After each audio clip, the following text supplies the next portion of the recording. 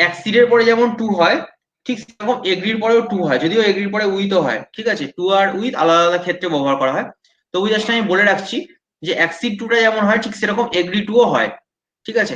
এবার পার্সনের ক্ষেত্রে আলাদা, আবার থিংস এর ক্ষেত্রে আলাদা, সেক্ষেত্রে আমরা টু আর উইথকে আলাদা আলাদা ভাবে ইউজ করি, ঠিক আছে। একটা হচ্ছে পার্সনের ক্ষেত্রে আর একটা হচ্ছে কোন রকম থিংস এর ক্ষেত্রে, জিনিসের ক্ষেত্রে, ঠিক আছে। আগে জাস্ট ওয়ার্ডটা চেনো, আমি এগ্রি দিয়ে যখন আসবে তখন আমি পড়িয়ে দেবো, ঠিক ঠিক আছে, চিন্তা করতে হবে না। এখন বিষয় হচ্ছে খালি জাস্ট এটুকু মনে রেখো যে বেশিরভাগ ক্ষেত্রে, সব ক্ষেত্রে কিন্তু কখনোই নয়। যদি দেখো যে ওয়ার্ডটা সিনোনিমাস ওয়ার্ড কোথাও রয়েছে, ধরো তুমি প্রিপোজিশনটা জানো না, তখন কিন্তু তুমি ওই ওয়ার্ডের যে পাশে প্রিপোজিশনটা বসতো সেই প্রিপোজিশনটাই পরীক্ষায় বসিয়ে দিয়ে চলে আসবে। আমি খুব আশা করছি যে 99% ক্ষেত্রে এটা কারেক্টই হবে, ভুল হওয়ার কোনো চান্স সেরকম পাবে না, ঠিক আছে। তো এর মানেটা কি? এর মানে হচ্ছে সম্মত হওয়া।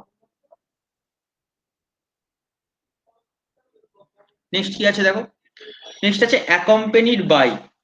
অ্যাকম্পেনিড, দেখো অ্যাকম্পেনি মানে তো তোমরা জানো যে সঙ্গী, তো অ্যাকম্পেনিড বাই মানে হচ্ছে সঙ্গ দেওয়া বা সঙ্গী হওয়া।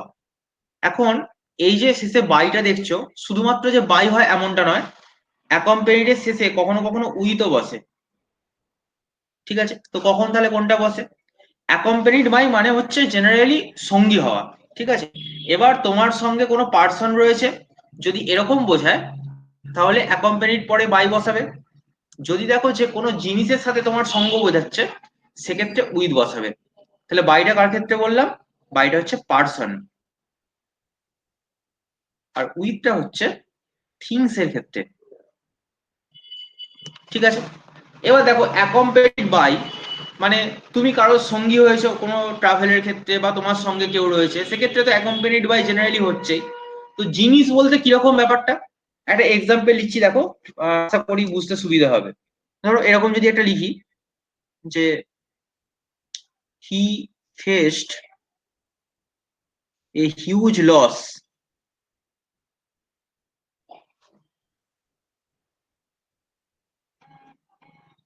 accompanied with the huge loan। মানে সে হচ্ছে প্রচুর পরিমাণে লোন নিয়েছে, সাথে প্রচুর পরিমাণে লসও খেয়েছে। দেখো এখানে কোনো পার্সনের নামগন্ধ নেই, এখানে জাস্ট একটা বিষয়ের কথা বলা হচ্ছে যে সে লোনও নিয়েছে সঙ্গে প্রচুর লসও খেয়েছে। এই যে একটা জিনিস, একটা সেন্স আসছে এরকম, এই জন্য দেখো এখানে অ্যাকম্পেনিড এর পরে উইথ ইউজ করেছি। যদি কোনো পার্সনের ক্ষেত্রে বোঝাতো তাহলে কিন্তু উইথ আর ইউজ করতাম না, ওখানে ইউজ করতাম বাই। দেখো ক্লিয়ার সবার কাছে?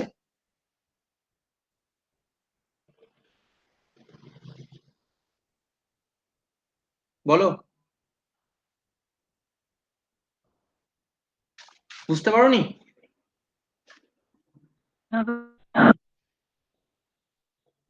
ওটা এসএমএস, মানে এসএমএস করে দাও চ্যাট অপশনে। বুঝতে পেরেছো সৌরভ? হ্যাঁ, ঠিক আছে, বাকিরাও লিখে দাও, আমার তাহলে বুঝতে সুবিধা হয়। হ্যাঁ স্যার, বুঝেছি। ঠিক, হ্যাঁ স্যার, বুঝেছি স্যার। ঠিক আছে। দেখো নেক্সট, নেক্সট আছে অ্যাকিউজড অফ। অ্যাকিউজড অফ কথাটার মানে কি বলতো? অ্যাকিউজড মানে কাউকে অভিযুক্ত করা। দেবদীপ কিছু বললে? দেখো অ্যাকিউজড মানে হচ্ছে কাউকে অভিযুক্ত করা, ঠিক আছে। তোমার কথার প্রবলেম হচ্ছে, কথাটা কাটা কাটা আসছে। দেখো অ্যাকিউজড এর পরে অফ বসে, ঠিক আছে। তো এর মানেটা কি? এর মানে হচ্ছে অভিযুক্ত। যেমন ধরো আমি যদি একটা এরকম কথা বলি যে সে হচ্ছে মার্ডারের অভিযোগে অভিযুক্ত, ঠিক আছে। ধরো সাপোজ এরকম একটা কথা বললাম যে সে মার্ডারের অভিযোগে অভিযুক্ত। এটা ট্রান্সলেট করে লেখো তো, অ্যাকিউজড অফটাকে ইউজ করে ট্রান্সলেট করে প্রত্যেকে লেখো, দেখবো।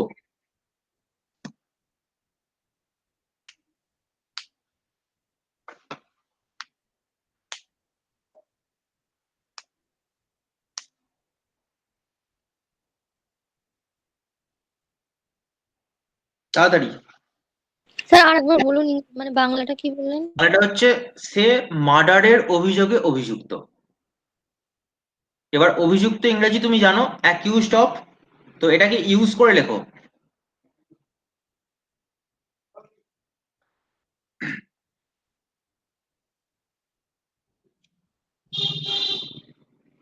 He is accused of murder. বা গোবিন্দ, একদম কারেক্ট।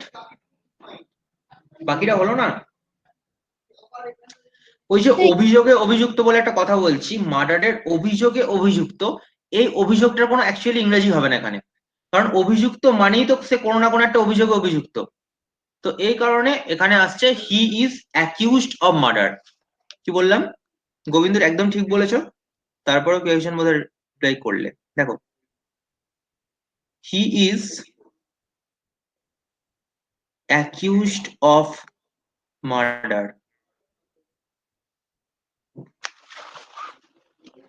দেখো বোঝা গেছে তো। নেক্সট দেখো, নেক্সট কি আছে? Add to. অ্যাড টু মানে কি? অ্যাড মানে তো যোগ করা, আমরা জানি, কিন্তু অ্যাড এর পরে প্রিপোজিশনটা টুই বসে। ঠিক আছে, ধরো কোনো একটা জিনিসের সাথে কোনো কিছু যোগ করা বোঝাচ্ছে তোমাকে, ধরো সাপোজ এরকম একটা কথা বলা হলো যে ওই মিক্সচারটাতে নুন যোগ করো। দেখবে রান্নার রেসিপির ক্ষেত্রে এরকম একটা সেন্টেন্স হয় যে মিক্সচারে নুন যোগ করা হলো। এই যে কিছুর সাথে কিছু একটা যোগ করা হলো, অ্যাড এর পরে সবসময় টুই আসে। ঠিক আছে, তো দেখো সবেতে এক্সাম্পল আমি লিখবো না, প্রয়োজনও নেই, যেগুলো প্রয়োজন আছে লিখছি। দেখো ধরো এরকম লিখলাম যে salt was added to the mixture. দেখো এই অ্যাড এর পরে টু বসেছে, তাহলে অ্যাড টু মানে কি হলো? যোগ করা।